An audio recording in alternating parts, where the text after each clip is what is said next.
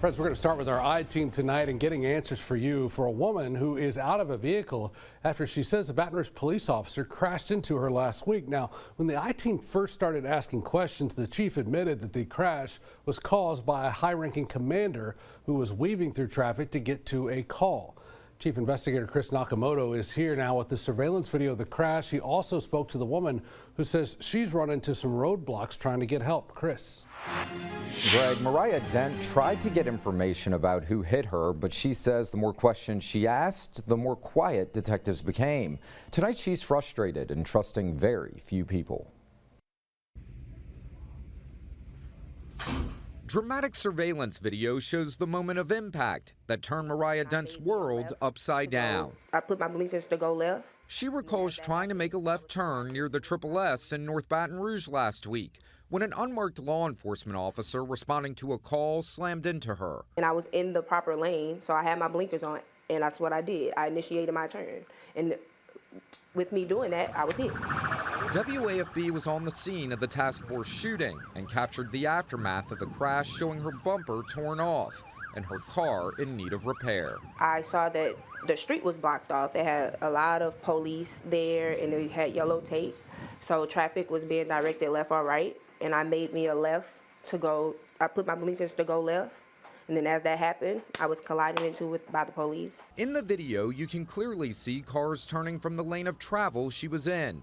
As Dent approaches in her white SUV, it's unclear from the video we watched whether her blinker was on, but you can clearly see her trying to make a left when a car drives alongside of her, crashing into her vehicle. Dent says that's when the blame game began. Officers telling her she caused it, but refused to tell her who was driving the unmarked unit. To date, she still does not know who was behind the wheel. So she found surveillance video of the wreck from area businesses that gave it to her. It was very important because after that moment of them not helping me on the scene, I went and grabbed that video for my protection, just so anyone said I was in the wrong or I was at fault. No, I was in my lane, and I used my blinkers to initiate. The WAFB team learned from sources Baton Rouge Police Uniform Patrol Commander Mike Walker was actually driving the car that hit Dent. We asked Chief TJ Morse about the crash after he spoke to the Rotary this week. You know that wreck that happened when all that skirmish happened with the task force? There was a cop that ran into a lady that was driving.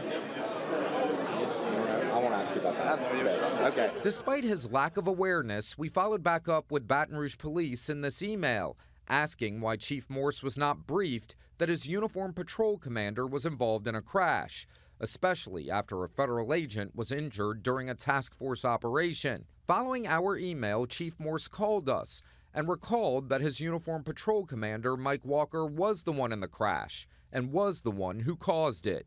He did not say much about why Dent was dealing with so many issues getting information. This is very concerning for us that no one has reached out to her or myself. Attorney Ryan Thompson is representing Dent and believes the public is owed an explanation about the lack of answers. I don't think they were aware of the video. It clearly contradicts what the officers were telling her on the scene, and I think someone needs to be held accountable for it. Thompson believes despite the emergency, normal traffic laws should have still been followed. Law enforcement is not above the law. And when you harm someone, a man has a right, an agency has a right to repair that harm that they caused to this young lady. Again, this isn't someone who's rich, who has access to infinite amount of resources. She has been placed in harm's way by this officer speeding, doing what he did, and now there seems to be no type of recourse that she has. I'm here and I provided everything that you guys needed, so why wasn't that provided to me on the scene at the time? As Dent is left with questions, Thompson believes this crash should require that an outside entity investigate.